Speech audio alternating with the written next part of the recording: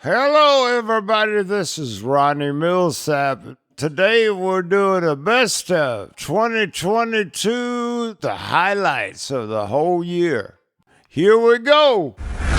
My first big Scepter record, Never Had It So Good. And it started climbing in the charts.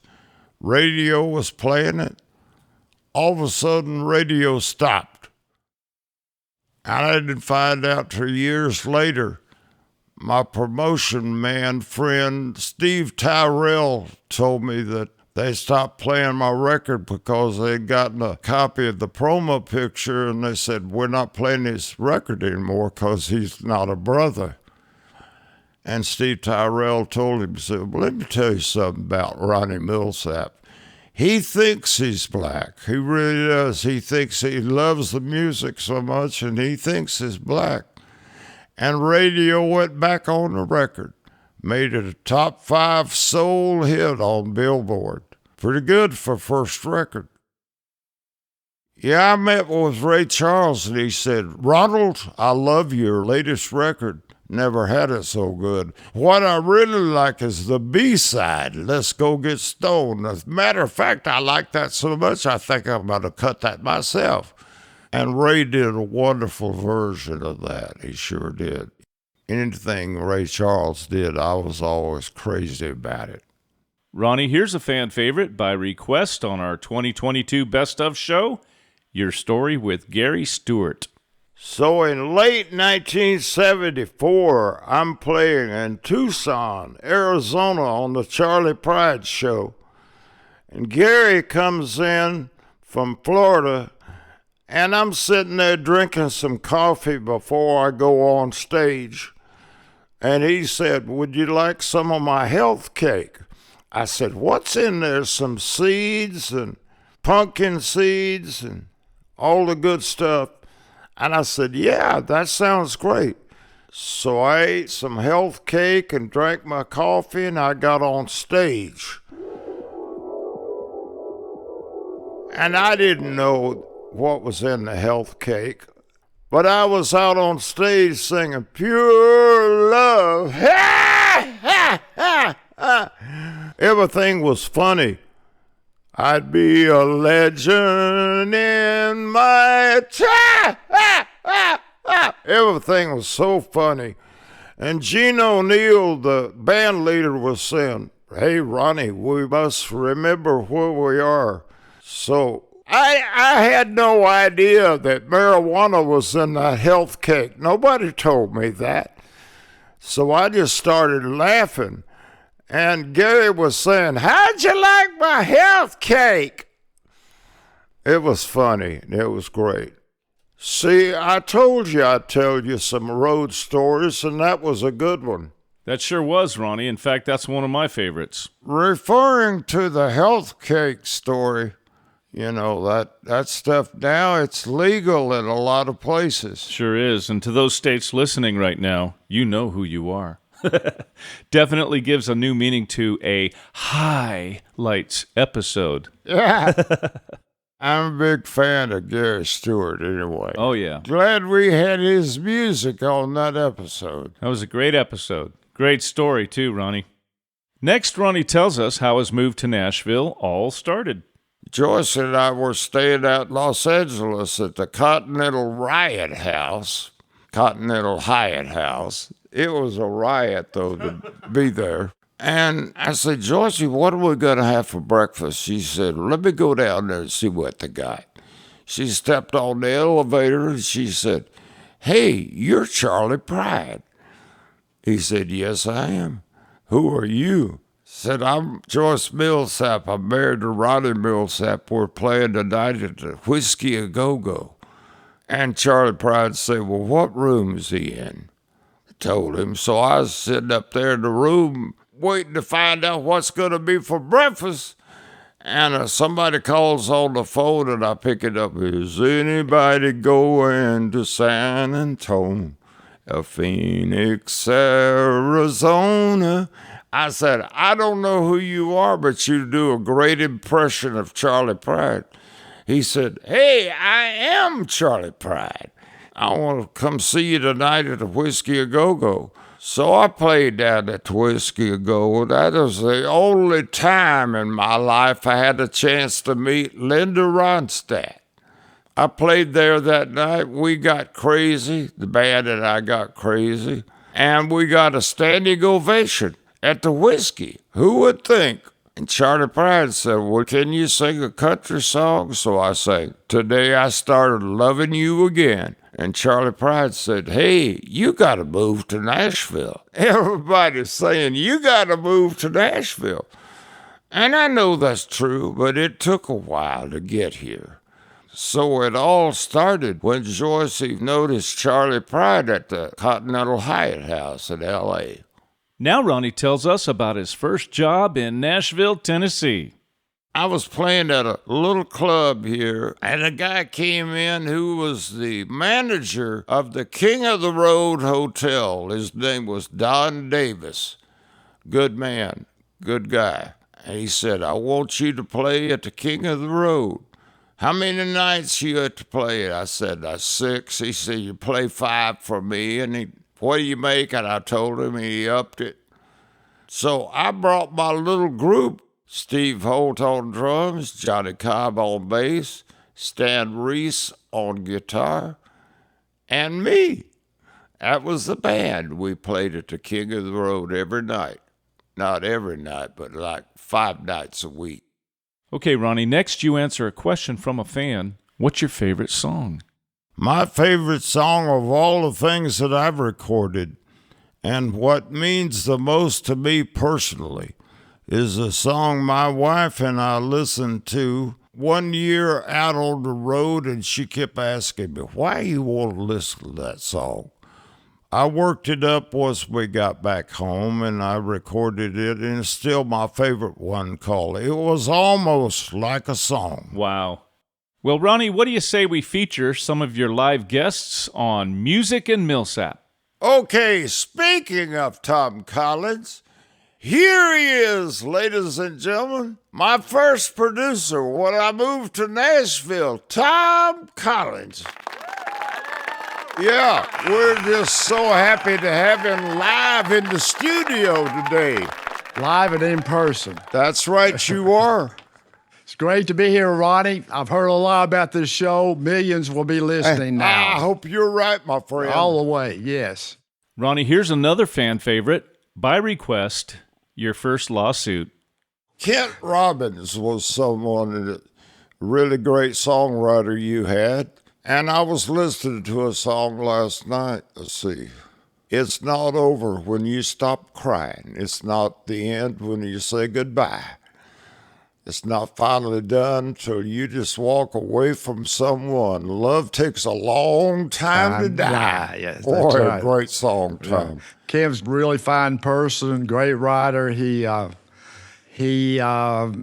a Vanderbilt graduate, and he kept writing all these early songs, in my opinion, like for Engelbert Humperdinck. Yeah? So I took him to the first fanfare, and I said, see these folks here? That's who you're writing for. That's it. And anyway, Kent had a lot of success, and he moved on, went to another company. He had more success, but really fine person and a really fine writer. Boy, he wrote, I'm a stand by my woman, man. Yeah, that was our first lawsuit, Ronnie. Boy, we got Pig Robbins played us into a lawsuit. I said, damn, Pig, don't take all the licks and put on our records where I get sued. You know, so, but anyway, it was settled out of court. It was actually funny after it was over, but at the first, it was the first time anybody ever sued us over a song. Oh, So, well, I've been sued and stewed and you name it. chopped up and put in beef stew. Yeah. That's it. That's it. Yeah. Well, Pig Robbins played us into a lawsuit, Sure did. and it was a lovely lawsuit. See, Ronnie, there you go again, always looking at the bright side of things. I know. It's kind of wild hearing you and Tom talk about that. Yeah, it is, and I get to thinking about all the things that have come down. I mean, I used to throw Frisbees out to the crowd, and we stopped doing that. Why? A Frisbee hit a lady in the head, and she sued me. Oh, man. I don't remember that one, but I do remember the one about the microphone windscreen. What was that all about? I pulled the windscreen off my microphone, which is just like a Nerf ball. Soft, lightweight, Yeah, fluffy. Throw it in the crowd and it hits a lady in the head and she sues me for $50 million or whatever it was. Oh, I'm sure the blood was gushing everywhere, Ronnie. How much did it cost you to get out of that hot mess? It took me a few thousand to get out of that lawsuit. Wow. Oh, the many risks in doing what you do. Oh, there are. You can throw a Frisbee out there. And get your butt sued into oblivion. Boy. Here's a little story Ronnie tells us about his high school band. I had a high school band called the Apparitions, where I played an electric guitar in that band, and Jay Spell played keyboards. A wonderful band. You know, I'd been playing with music all my life. In school, I learned to play a lot of the classical numbers, and the more music I played, the more I was addicted. Here's another Ronnie Milsap and Tom Collins fan request. No, I hope not. We went in Studio C one time, remember? Yeah. So Yeah, because we cut Daydreams in Studio A, that's right. and for some reason the tape didn't, the machine. Well, Jerry Bradley wrote it off as an act of God. So it didn't come out of our pockets, which we liked. No, and he said, get over there in Studio C. I Yeah. said, where in the hell is that? So Ronnie, remember, everybody was right on top of each other, right next to each other. John Hughes, great player, just still guitarist, Boy. phenomenal. Good And grief. anyway, we were in there, and we cut 3 A-side hits on that one session. You had those great songs, man. Yeah, but we recut them twice. We're in the Broom Closet, That's right. that thing. But Steve Gibson was on this session. He really helped a lot. I Fine thought. guy. Yeah, he is. Yeah. Good player. Yeah. So I was sitting, Bobby Wood was to my left playing piano. I another was great musician. Sitting over here and playing a Wurlitzer or something and singing Daydreams. And then we had, the studio was so small, we had to let the Jordanaires come in separately. That's right. A small studio. They were in there one time. They said, "Tom, we're going to sue you." I said, "Why?" They said, "You're not putting enough echo in our voice." I know many times I was in there with our engineer, Al Pachucki. Yes, Reverend Al Pachucki. Yes, He was great. I liked him a I lot. love him. Yeah, Yeah, and they said, we got any reverb today? They said, no, Skeeter Davis has got it locked up for the whole day. that's right. Yeah, if you don't put echo in our voice, we're going to sue you. I said, oh, now I recognize you. Ronnie Milsap and Tom Collins. What a team they were. But it was a great time, great night, especially seeing you win the award. It was great. Boy, it was great. All the great songs you had. Well, you're very kind. Now, you were the great vehicle to get those songs out where people could decide whether they like them or not. Boy, I sure loved them. Next, Ronnie and Tom talk about some studio magic and the talented Charlie McCoy. Pure Love, produced by Tom Collins. And, Well, I think first record. you had a lot to do with it. well, we're doing it together. Like we interesting always did. You remember the interesting thing to me on the solo, the steel solo? Yeah. Lloyd Green doubled his part and made a little unique sound on it. And I thought it was really, really still. I thought it was perfect for Yeah. the record. Yeah. And Lloyd Green is a lot better than people know. Oh, he's phenomenal. God. Yeah. And Charlie McCoy was leader on everything. Nothing like him. No. Yeah. I remember I was cutting I Hate You over at Jack Clement's studio with the Nashville edition. Pig was on the session, thank God. I asked Charlie McCoy, I said, what are you going to play on this song? He said, I think I'm going to play organ. Yeah. And I said, what's the last big hit you played organ on? He said, Easy Lovin'. That's right. Yeah, that's right. Good grief. Yeah, that's right. Charlie McCoy he's wonderful. Phenom. Yeah. Yeah. I think he's the best studio musician I know of. He's a Grammy winner. He's a member of the Country Music Hall of Fame. And he happens to be right here in the podcast studio today, ladies and gentlemen, Mr. Charlie McCoy. Howdy, howdy, howdy, y'all. Yeah. Yeah. Here he is, Mr. Magic. So, Charlie, where are you from? I'm originally from West Virginia. I was born in the same town where Hank Williams was found passed away on January 1st, 1953. Yeah. And but at age 9, I moved to Florida and came here from Florida. Yeah. What brought you to Nashville, Charlie? Well, I was playing a lot of guitar then. You know, it was the mid-'50s, and rock and roll had just hit the radio. Sure had. And all of a sudden there was music on radio for young people. And, you know, Bill Haley and the Comets, Carl Perkins, Elvis, Yeah. Fats Domino. And then I discovered Chuck Berry. And I was a big guitar fiend, you know, and Chuck Berry was my hero for a long time. Boy, he was great. Here Ronnie and Charlie talk about a recording session with Loretta Lynn. I remember Tom Collins and I got an invitation to come out to that studio when Loretta was cutting. Mm-hmm. We got in there, and Loretta comes in, and she said, "Oh, and I don't know how I can sing today. I've been washing and ironing all day." I said, "She really talks that way." She really does. Yeah. Listen, we were recording out there once, and I was in the isolation booth, and she says, "Oh, and I can't hear the French harp." And he says, "Loretta, the harmonica's in the booth." "Well, you can call it a harmonica if you want to, but it ain't nothing but a French harp." I know. That's what a lot of us called it when we were kids. Sure. And then she said, "That's just like you get 4 fiddles together and they call them strings. It ain't nothing but 4 fiddles." Yeah. And now another fan favorite request. I remember one day I got there early, and I was in there. There was a little piano in there, and I was in there singing that song "Any Day Now." Oh. And you heard me sing it, and we recorded it that day. Yeah, we did. And yeah, I had to get the drummer out of jail. Buster Phillips, Tom Collins, and I went down to see Buster. He's in jail for something. I said, "Hey, Buster, you got to cut record at 2:00. Well, get me to the studio," and he did a great job on it. That was fun because... yeah. So that's a good. I need to get this man out of jail. Why? Yeah. To play music. Yeah. Yeah, right. We did.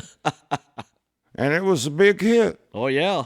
Next up, Ronnie, is you and Charlie talking about some studio wisdom.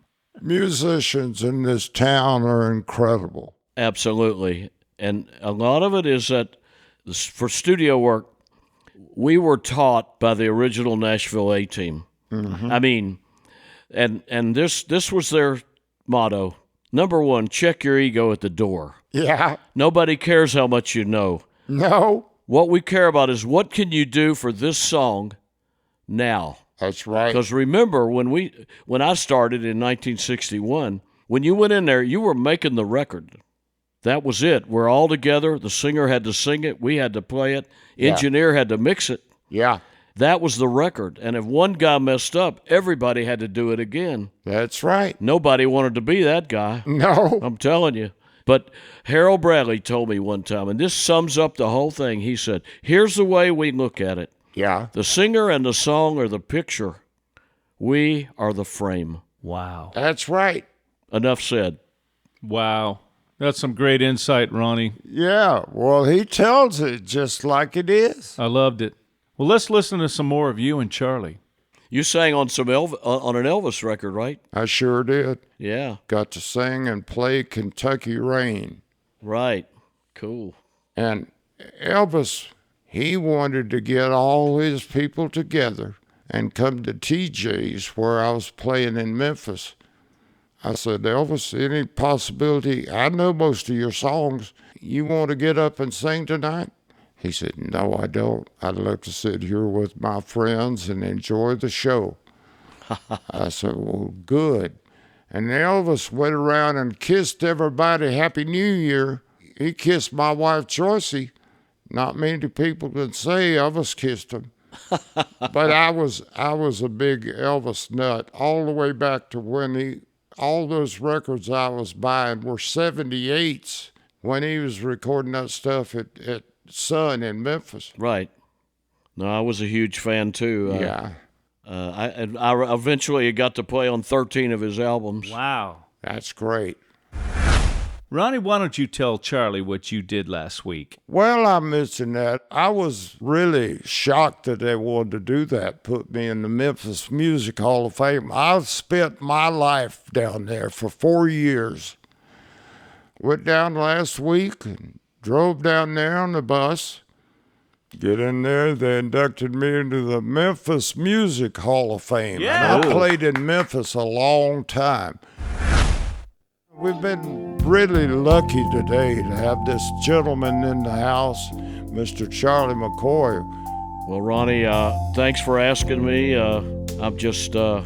I've been blessed more than I deserve to be. I've done nothing but this my whole life, and I'm still doing it, and I'm still loving it. I know, and you're good at it. That's why people love you. Well, somebody said to me about, every once in a while you really said, I never heard harmonica like that before. I know. And young people ask me, what kind of harmonica do you play? So I tell them, and they say, I got one just like that, and mine don't sound like that. No, it won't. So what is it? And I said, maybe 70 years. Yeah. Well, folks, this concludes 2022. Thank you, Mr. Producer. Thank you, Ronnie. And thank you to your fans who let us know what highlights they wanted to hear on the Best of 2022 show. And they've been great. Ronnie, why don't you remind these good folks where they can hear your podcast, Music and Milsap? You can catch my podcast on Spotify, Anchor, Audible, Amazon, and RonnieMilsap.com. We love you. Thank you for listening. Mm-hmm. See you in 2023. Oh, yeah. Big 29 to all of you. Smiles.